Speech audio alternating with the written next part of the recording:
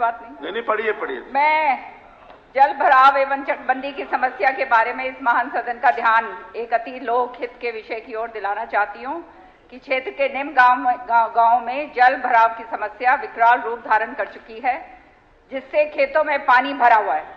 कई गांवों की हरिजन बस्तियां एवं अन्य क्षेत्रों में काफी अरसे से पानी भरा है, जिसकी निकासी नहीं की जा रही। गांव के नाम मीरान, दानी, दरियापुर, संडवा, ईसरवाल, बीरन, बापुड़ा, वाल्मीकि बस्ती, दिनोद, गारनपुरा, दांगकला, दांगखुर्द, सागवन, बुटाना, खानक इत्यादि हैं। इसके साथ साथ दादरी के गांव भी जो हैं वो हैं इमलोटा, मोरवाला, बिगोवा, लोहड़वाला, झिंझर, मालकौस, नीमरी, बौंतकला, साहूवास, चरखी, मिश्री और जयश्री, और 12 गांव भिवानी जिले के। इसके साथ साथ ये समस्या काफी समय से लंबित है। जिन किसानों के खेतों में पानी भरा है उनकी फसलें काफी समय से बर्बाद होती आ रही हैं, और गांव और बस्तियों में जहां पानी खड़ा है वे तरह तरह की बीमारियां पनप रही हैं। इससे स्पष्ट होता है कि लोगों को आर्थिक नुकसान एवं कठिन जीवन जीना पड़ रहा है। तुशाम विधानसभा क्षेत्र, पूरा भिवानी जिला और दादरी जिला, और खास तौर से तुशाम के अंदर बीरन, दरियापुर, संडवा, सरल, लेगा, बनान, जोई बिचली, जोई खुर्द, गोलपुरा, आसलवास, मरेठा इत्यादि गांव में चकबंदी अभी तक नहीं हुई है। जिन गांव में ये कार्य चल रहा है, संबंधित कर्मचारियों की भारी कमी। माननीय सदस्य, माननीय अध्यक्ष महोदय के माध्यम से पूरे सदन के माननीय सदस्यों से ये अनुरोध करना चाहती हूँ कि सरकार का जल भराव की समस्या एवं चकबंदी की समस्या को शीघ्र हल करवाया जाए, और ये कार्य केवल तुशाम विधानसभा तक ही सीमित नहीं है। ये पूरे राज्य में ये समस्या गंभीर रूप से धारण कर चुकी है, और पूरे हमारा जिला जो है भिवानी, दादरी का तो बहुत ही इसके प्रकोप में है। उपरोक्त दोनों समस्याओं के लिए उचित बजट का प्रावधान भी किया जाए, ताकि संबंधित विभाग शीघ्र इस समस्या का समाधान कर सकें। अब 1500 एकड़ की जमीन जो है वो हमारी भिवानी के अंदर खराब हो चुकी है, फसल खराबा हुआ है। वो हमारे माननीय मंत्री जी ने भी पूरा उनका जो है ये करा है, वहां पर उन्होंने करा है, ये गए हैं दौरे पर। मंत्री जी जवाब देंगे। एक मिनट मैं जरा पूछ तो लूं।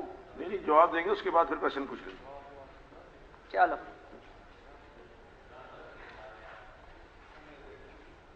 हरियाणा एक कृषि प्रधान राज्य है। सरकार हमेशा किसानों के हित की रक्षा के लिए अपनी जिम्मेदारी के प्रति सदैव तैयार है। जब भी किसानों की फसलों को कोई नुकसान हुआ है तो सरकार द्वारा सामान्य मुआवजा हमेशा दिया जाता है। सरकार द्वारा सूखा, भूकंप, आग, बाढ़, ओलावृष्टि, धूलभरी आंधी, शॉर्ट सर्किट, बिजली की चिंगारी के कारण लगी आग, बिजली, शीतलहर, पाड़ा, लू, बादल फटना तथा अन्य किसी भी प्रकार से किसान की अगर फसल प्रभावित होती है तो उसका उचित मुआवजा सरकार किसानों को देने का काम करती है। जबकि राज्य सरकार के राहत मापदंडों के अनुसार केवल बाढ़, आग, बिजली, चिंगारी के कारण लगी आग, बारिश के प्रति 25 से लेकर 100% तक के नुकसान का मुआवजा दिया जाता है। इसके अंदर पिछले सेशन में अध्यक्ष जी, अगर आपकी परमिशन हो तो वो आंकड़े बताए गए थे, जैसे कि 25 से लेकर 33% तक 9,000 रुपये, उसके अंदर 33 से 50 तक 9,000 रुपये, 50 से 75 तक 12,000 रुपये, और 75 से ऊपर फसल खराबे के 15,000 रुपये दिए जाते हैं। जहां 33% अगर खराबा होता है सूखे की वजह से, तो वहां 7,000 रुपये एकड़ बीज के और 3,500 अतिरिक्त उसको मुआवजा दिया जाता है। जहां माननीय सदस्य ने चकबंदी की बात करी, चकबंदी एक ऑनगोइंग प्रोसेस है, प्री इंडिपेंडेंस, पोस्ट इंडिपेंडेंस, मगर मैं आंकड़ा जरूर साझा करना चाहूंगा क्योंकि माननीय सदस्य ने गांव के नाम लिए। हरियाणा प्रदेश में आज के दिन 64 ही ऐसे गांव हैं जिनके अंदर कंसोलिडेशन प्रोसेस ऑनगोइंग आज के दिन है। बिल्कुल हमारे एक समस्या जरूर पिछले दिनों में देखने को मिली है कि कंसोलिडेशन की भर्ती पिछले 2 दशकों में नहीं हुई, और बहुत से ऐसे अधिकारी हैं जो रेगुलर कंसोलिडेशन प्रोसेस में इन्वॉल्व थे, वो आज रिटायर हो रहे हैं। मगर हमने प्रोविजन बनाई है और जल्द कॉन्ट्रैक्चुअल पॉइंट ऑफ व्यू से पेंशन माइनस पे के अंदर हम कॉन्ट्रेक्चुअली कंसोलिडेशन जिन जिन अधिकारियों को आती है उनको लेकर उनको ये जिम्मेवारी देंगे कि बचे इन 64 गांव की चकबंदी भी तुरंत प्रभाव से हम करवाने का काम करें। जहां तक जिन गांव के बारे में माननीय सदस्य ने तो शाम हल्के के बताया, उन गांव का अभी तक क्योंकि प्राइमरी फेस है, 5 तारीख से पूरे हरियाणा के अंदर आज आपकी रेगुलर गिरदावरी शुरू हुई है।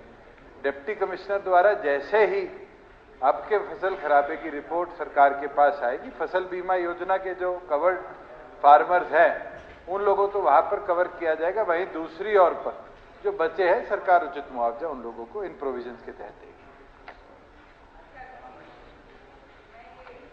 ये ऑन करना, मैं जवाब पढ़ रही थी माननीय मंत्री जी का। उस जवाब के अंदर जो है सारा इन्होंने कह दिया कि यहाँ पे है, पर सच्चाई ये है कि आज भी आप गांव मीरान, संडवा, ईसरवाल, बीरन, बापुड़ा, दिनोद में तो फसल पूरी खराब हो चुकी है। आपको पता नहीं बताया या नहीं बताया आपने, इसके अंदर कहा है कि इसमें फसल खराब नहीं हुई है, और फसल खराब हुई है क्योंकि गुजरानी माइनर जो है वो ओवरफ्लो हो चुकी है। गारनपुरा कला, दांगकला, दांगखुर्द, खानक और इसके साथ साथ कौन सा है ये छपार, जोगियान और बीरन, इसमें पानी अभी तक खड़ा हुआ है। मैं पूछना चाहती हूँ, ये हर साल ये खराबा होता है सारी जगह, और इमलोट, चरखी दादरी के भी 12 गांव हैं, भिवानी के भी ऐसे 12 गांव हैं जहाँ पे हर साल पानी आता है, खड़ा होता है, खराबा होता है। तो कोई ऐसा प्रावधान आप कर रहे हैं कि ये साल भर साल जो ये पानी खड़ा होता है, SC बस्तियां जो हैं उसके अंदर जा नहीं सकते हैं, कि वो प्रावधान आप कीजिए कि वो ऐसे ना हो। हर साल यही कहानी बनती है, बारिश तो आएगी और बारिश आएगी तो फिर ये हाल भी होंगे, और फिर आपका सारा का सारा फिर वहीं पे जो है लोगों का जनजीवन जो है वो पूरी तरह से नष्ट होता है और वो समय जो है बर्बाद होता है। तो इसका जो है आप क्या प्रावधान कर रहे हैं, तो ये बताइए। साथ ही साथ चकबंदी की आपने बात करी, ये बात सही है कि this is an on growing process, no doubt about it. पिछले जो है 7-8 साल से जो है ये प्रोसेस चल रही है आपकी, लेकिन ये प्रोसेस इतनी आहिस्ता इतनी है क्योंकि आज भिवानी का मैं आपको बता रही हूँ, भिवानी में एक तहसीलदार है, उसको आप जो है वो कभी तो शाम जाता है, कभी जाएगा, नहीं जाएगा, उसकी मर्जी है। तो हालात ये हो गए हैं कि आपस के अंदर आपसी झगड़े इतने बढ़ रहे हैं। जब तक कंसोलिडेशन पूरा नहीं होगा, चकबंदी पूरी नहीं होगी, तब तक बात कैसे बनेगी। अब आपको जो है वहां पे आप जो है प्रॉपर ऑफिसर्स जो हैं उनको लगाइए और उनको आदेश दीजिए।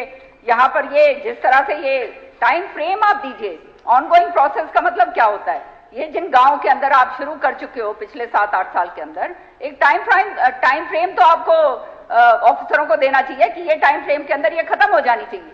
ये आप मुझे बताइए कि टाइम फ्रेम आप देंगे या नहीं देंगे, ये मैं आपसे पूछना चाहती हूँ। देखिए, जहाँ माननीय सदस्य ने कहा कि पानी भर जाता है, मैं आपको बताना चाहता हूँ कि भिवानी के अंदर 1 जुलाई से 7 जुलाई तक 75% एक्स्ट्रा रेनफॉल हुआ पिछले साल से। वहीं 15 जुलाई से 21 जुलाई तक 174% एडिशनल रेनफॉल हुआ है। ये बारिश की वजह से जो आज के दिन जल भराव हुआ है, उसके लिए सरकार प्रोविजनरी अरेंजमेंट हर साल फ्लड एंड ड्रॉट कमेटी के थ्रू रखती है। हमने पिछले साल भी 470 करोड़ रुपया एडिशनल बजट से इसकी प्रोविजन में रखा गया था, और वही कारण है कि हम इमीडिएटली 22 इलेक्ट्रिकल पंप्स आपके क्षेत्र के अंदर लगा पाए। पंपिंग प्रोसेस जो है, क्योंकि हम एग्जिस्टिंग हमारी ड्रेन्स को, मेजर्स को, माइनर्स को ओवरफ्लो नहीं कर सकते। एक इंसिडेंट ऑलरेडी हमने फेस कर लिया कि हिसार गग्गर ड्रेन में पानी को ज्यादा पंप किया गया, और अभी मेरे से पूर्व एक सदस्य ने वही बात रखी कि हिसार गग्गर ड्रेन जाकर फतेहाबाद में और सिरसा में पंचर हुई, और आज 5 गांव वहां पर जल प्रभावित है। तो इस तरह के रेप्लिकेशंस भी आ सकते हैं। तो प्लान्ड तरीके से पंपिंग हो रही है, और हमारा प्रयास रहेगा कि जल्द से जल्द इस माध्यम से हम निकालेंगे। जहां तक माननीय सदस्य ने बात कही कि भी कब तक आपकी चकबंदी कंप्लीट हो जाएगी, मैं माननीय सदस्य के साथ साझा जरूर कर दूंगा एक लिस्ट। मैंने पिछले भी साल एक मीटिंग करी थी, और सारे डिप्टी कमिश्नर, हमारे चकबंदी आज के दिन केवल मात्र 8 ही जिलों में पेंडिंग है। और आप नाम बताओ, कल पोस्ट करते। आज हमारे पास इतनी शॉर्टेज है रेवेन्यू ऑफिसर्स की अध्यक्ष जी कि हमारी बड़ी बड़ी तहसीलें भी एम्प्टी। आपके भिवानी में नायब तहसीलदार की वैकेंसी थी 4 और 4 की 4 हमने पूरी भरने का काम किया।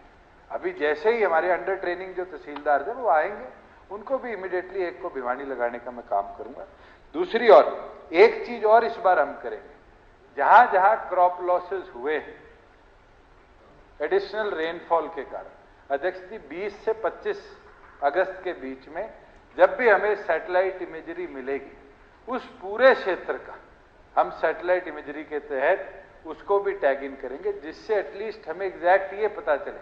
कई बार क्या होता है, बारिश आई और पटवारी ने उसी तरफ गिरदावरी कर दी, पहले हफ्ते में पौधा हरा खड़ा है और दूसरे तीसरे हफ्ते के अंदर जाकर वो पीला पड़ के गल जाता है, और बहुत बार ऐसी चीज देखने को मिली है। मेरा प्रयास रहेगा कि 25 तारीख तक हम जियो टैगिंग के साथ साथ सैटेलाइटरी इमेज को भी हम दोबारा रिकंसाइल कर ले, जिससे उचित मुआवजा, जो आप समस्या बता रहे थे कि प्राइवेट कंपनीज वाले नहीं दे पाते, उसकी भी डबल चेकिंग हो जाएगी और सैटेलाइटरी इमेजेस के माध्यम से हम उस चीज को सुधार पाएंगे। अध्यक्ष जी, माननीय मंत्री जी ने ये कहा कि वो जो जब ये उसको निकालते हैं, पानी को बाहर उसकी निकासी करते हैं, तो ड्रेन्स के अंदर कई बार समस्या खड़ी हो जाती है। ये ड्रेन्स की समस्या नहीं है, यहाँ पे ये सारे गांव जो मैंने आपको गिनवाए हैं, इन गांव के अंदर तो शाम के अंदर जोड़ जो है वो ओवरफ्लो हो रहे हैं, और वहां पे बार बार एसडीएम के पास, डीसी के पास जा जाके लोग गुहार लगाते हैं, फिर भी वहां से जो है वो निकासी नहीं हो पा रही है, और वो कहते हैं हो जाएगी हो जाएगी। आपने इतने सारे पंप्स जो भेज दिए हैं, तो कृपा करके आप पता करिए इन गांव के अंदर निकासी हो गई है या नहीं हो गई है, ये फिर बात बनेगी। माननीय सदस्य ने एक बात बड़ी अच्छी कही, जोड़। हमारी सरकार का संकल्प है कि 14,000 पॉन्ड हमारे पूरे प्रदेश में, और हमने 800 करोड़ रुपया एचआरडीएफ का इस बार स्पेशली डाइवर्ट किया है कि पॉन्ड्स को दोबारा हम खाली करें। जो वहां पर क्ले आज एक तरह की टाइल का स्वरूप ले चुका है, जिसमें जमीन की पोर्सिटिविटी भी खत्म हो चुकी, उसको हम दुरुस्त करें।